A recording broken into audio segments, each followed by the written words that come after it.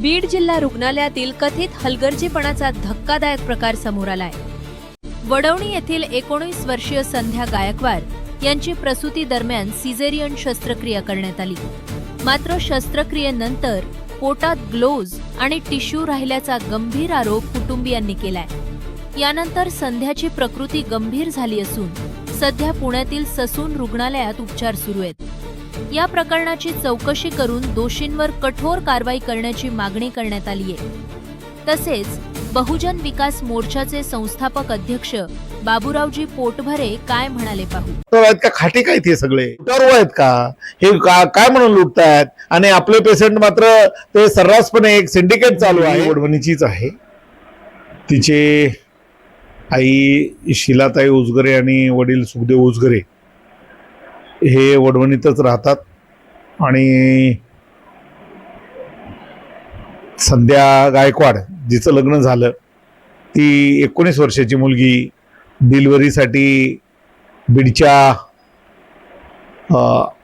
जिल्हा रुग्णालयामध्ये दाखल झाली होती आणि तिथल्या डॉक्टरांनी तिची डिलिव्हरी नॉर्मल न करता ती सिझरिंग करावं लागलं। सिझरिंगबद्दल आपलं काही म्हणणं नाही, परंतु सिझरिंग झाल्याच्या नंतर ज्या पद्धतीनं भयावह प्रकार उघडकीस आला तो भयावह प्रकार म्हणजे डॉक्टर हे डॉक्टर नाहीत तर ते खाटीक बनलेले आहेत। त्या मुलीच्या पोटामध्ये काही वस्तू सापडल्या आणि त्याच्यानंतर तिचं पोटी शिवण्यात आलं। त्या वस्तू सर्व वस्तू पोटामध्ये राहिल्या आणि त्यामुळे त्या मुलीला एवढं इन्फेक्शन झालं की ती जगण्यासाठी तडफडते आणि आताही ती अत्यंत ससून हॉस्पिटल पुणे येथे सिरियस आहे। ती खूप सिरियस आहे।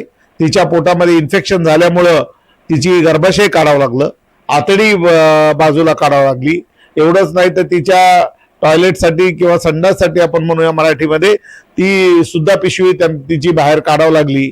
इतक्या पद्धतीचं 19व्या वर्षी आघात त्या मुलीवरती डॉक्टरमुळे झालेला आहे। ज्या कोणी डॉक्टरांनी याच्यामध्ये म्हणजे निग्लिजन्सी केलेली आहे किंवा यांनी दुर्लक्ष करून आताताईपणा केला आहे आणि जाणीवपूर्वक लेकराच्या मरणावरती उठलेले आहेत, त्या डॉक्टरला ताबडतोब त्या डॉक्टरवरती पोलीस कारवाई झाली पाहिजे आणि पोलीस कारवाईमध्ये त्या डॉक्टरचा परवाना रद्द केला पाहिजे आणि त्यांना जेलमध्ये त्यांची रवानगी केली पाहिजे, ही मागणी आम्ही केलेली आहे।